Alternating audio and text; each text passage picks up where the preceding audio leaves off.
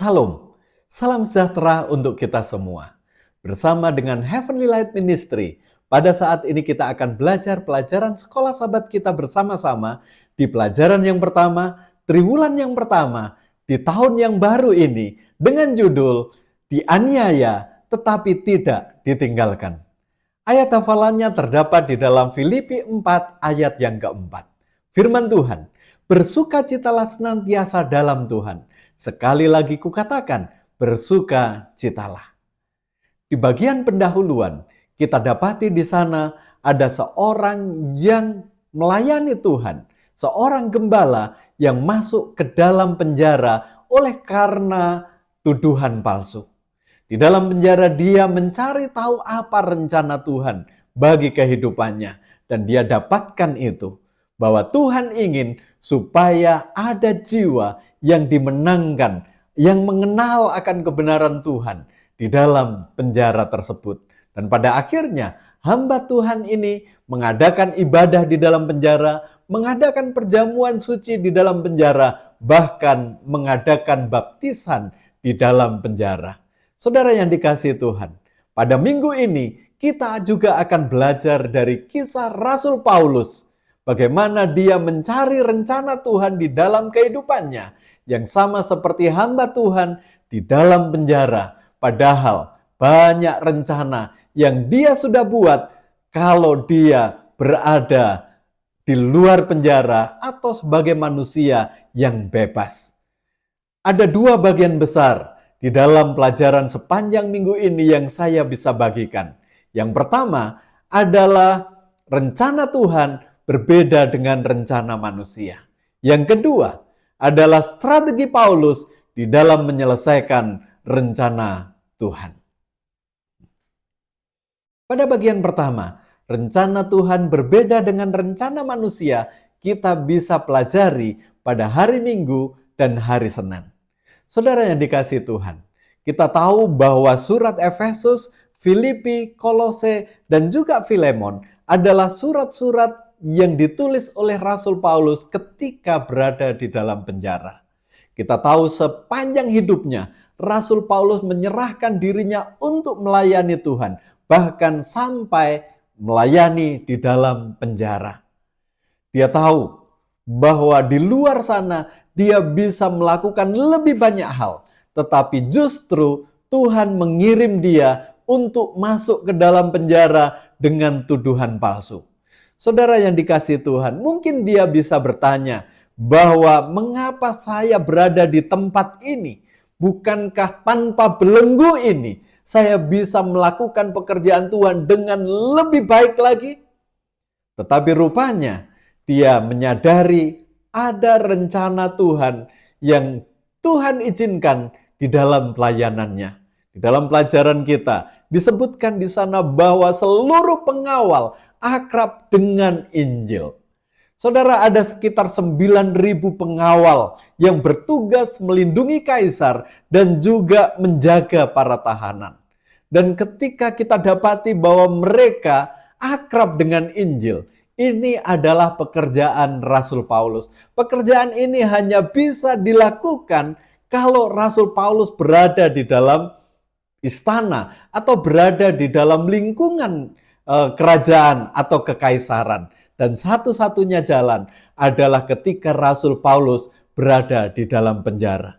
Kita tahu bahwa ketika seseorang di penjara pada waktu itu, bukan hanya sekedar dimasukkan ke dalam penjara, di belakang teralis besi, tetapi seorang yang di penjara, dia harus diikat dengan rantai, dengan yang mengawal atau dengan yang menjaga. Dan itu merupakan kesempatan bagi Rasul Paulus untuk menyatakan Injil kebenaran. Sehingga kita dapati di sana banyak orang yang menerima atau yang mendengar kabar kebenaran firman Tuhan ini. Kita tahu saudara, tidak selamanya penjaga itu akan terus diikat. Ada waktunya dia untuk berganti atau istilahnya ada shift untuk melakukan pekerjaan. Dan setiap orang yang diikat dengan Rasul Paulus itu adalah sarana bagi Rasul Paulus untuk menyatakan iman, untuk menyatakan Injil kebenaran firman Tuhan. Dan dari situlah pekerjaan, pekabaran, keselamatan ini boleh dikenal bagi seluruh istana kekaisaran. Bagian yang kedua adalah strategi Rasul Paulus di dalam menyelesaikan misinya. Kita bisa membaca pada pelajaran hari Selasa, hari Rabu, dan juga hari Kamis. Saudara yang dikasih Tuhan, Rasul Paulus bukan hanya sekedar mengabarkan Injil begitu saja, tetapi dia juga memiliki perhitungan bagaimana supaya Injil ini, kabar keselamatan ini, boleh semakin banyak orang yang mendengar dan semakin luas pekabaran ini boleh disampaikan. Apa yang dilakukannya? Dia mencari tempat yang strategis. Yang pertama, dia bisa menginjil dekat dengan tempat di mana dia tinggal, di wilayah-wilayah sekitar. Yang kedua, tempat yang strategis adalah tempat di mana orang akan banyak singgah di sana. Dan dia memutuskan untuk tinggal di kota Filipi. Kita tahu bahwa Filipi adalah pusat kota di Makedonia, di mana banyak orang akan singgah di sana ketika mereka mengadakan perjalanan dari Roma menuju bagian timur kekaisaran. Demikian juga dengan sebaliknya. Dan ketika mereka singgah, mereka akan mendapati, mereka akan menemukan iman umat-umat Tuhan di Filipi, dan mereka juga akan belajar dari sana. Dan ketika mereka menjalankan pekerjaan mereka, melanjutkan perjalanan mereka, mereka juga akan mengabarkan kepada orang-orang yang mereka temui bahwa ada sesuatu yang baru yang mereka pelajari, ada iman yang baru yang mereka pelajari. Dengan demikian, maka pekerjaan Tuhan akan semakin cepat dan semakin luas dikabarkan. Saudara yang dikasihi Tuhan, strategi yang kedua adalah bagaimana Rasul Paulus bukan hanya menekankan untuk mengabarkan Injil, tetapi dia tahu bahwa dia akan meninggalkan tempat itu menuju ke tempat yang lain. Oleh karena itu, yang dilakukan oleh Rasul Paulus adalah melatih umat-umat Tuhan yang ada di sana. Dan kita tahu ada beberapa orang yang disebutkan di dalam pelajaran kita yang Paulus latih. Yang pertama adalah Epafras. Ya, dia adalah seorang Kolose.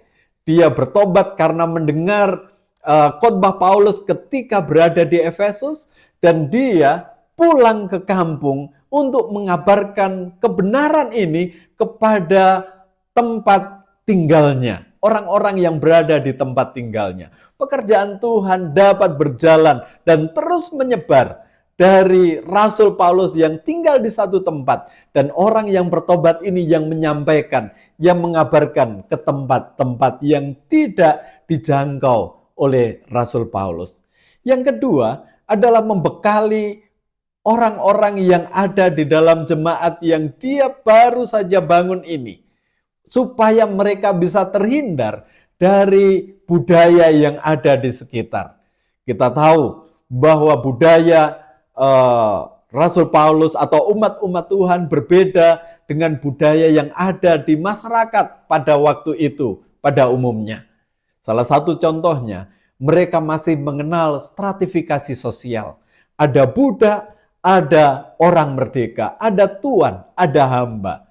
Dan kita tahu di dalam pelajaran kita, ada seorang yang bernama Onesimus. Ketika dia dikembalikan kepada Filemon, maka Rasul Paulus berkata supaya dia tidak dianggap sebagai budak lagi, tetapi dianggap sebagai seorang saudara. Kenapa? Karena semua orang sama di hadapan Tuhan. Saudara-saudara, ini yang dilakukan oleh Rasul Paulus. Tidak ada orang yang berada di stratifikasi sosial yang paling bawah. Di hadapan Tuhan semua sama. Di hadapan Tuhan semua berharga. Tuhan tidak pernah membeda-bedakan satu dengan yang lainnya. Ini yang ditekankan oleh Rasul Paulus. Demikian juga kita tahu bahwa di mana Rasul Paulus menginjil pada waktu itu, di kota-kota itu, mereka, masyarakat pada umumnya pada saat itu adalah penyembah berhala.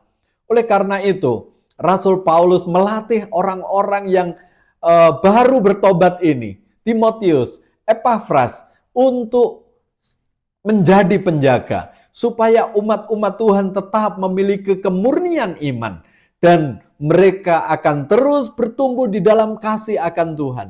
Mereka terus bertumbuh di dalam pengenalan akan Tuhan. Mereka bukan hanya bertumbuh di dalam kualitas, tetapi mereka juga bertumbuh di dalam kualitas. Inilah yang dilakukan oleh Rasul Paulus. Rasul Paulus memiliki strategi bagaimana untuk menjangkau keluar. Tetapi Rasul Paulus juga memiliki strategi bagaimana untuk mempertahankan yang ada di dalam, untuk menguatkan yang ada di dalam, dan juga untuk melatih yang ada di dalam keluar menjadi penjala-penjala manusia. Saudara yang dikasihi Tuhan, demikianlah ringkasan pelajaran sekolah sahabat kita sepanjang 1 minggu ini. Biarlah kita juga boleh melakukan sama seperti yang dilakukan oleh Rasul Paulus. Kita mencari rencana Tuhan di dalam kehidupan kita. Mungkin kita mengalami kesulitan pada saat ini. Mungkin kita mengalami sesuatu yang terpuruk pada saat ini. Jangan lupakan misi Tuhan. Ada rencana Tuhan bagi kita untuk menyampaikan kabar keselamatan kepada orang-orang yang ada di sekitar kita. Dalam situasi apapun, adalah kesempatan bagi kita untuk menjadi saksi Tuhan. Pelajaran yang berikutnya, kita harus terus bertumbuh. Kita harus terus menggunakan metode-metode yang baru. Kita harus terus berinovasi karena zaman terus berubah. Kita tidak bisa menggunakan cara-cara yang lama untuk kita gunakan pada saat ini. Kita harus terus kreatif. Kita harus terus berkreasi untuk bagaimana supaya Injil kebenaran ini, Injil kerajaan Tuhan, keselamatan ini boleh didengar dan diterima oleh banyak orang. Kiranya Tuhan memberkati kita.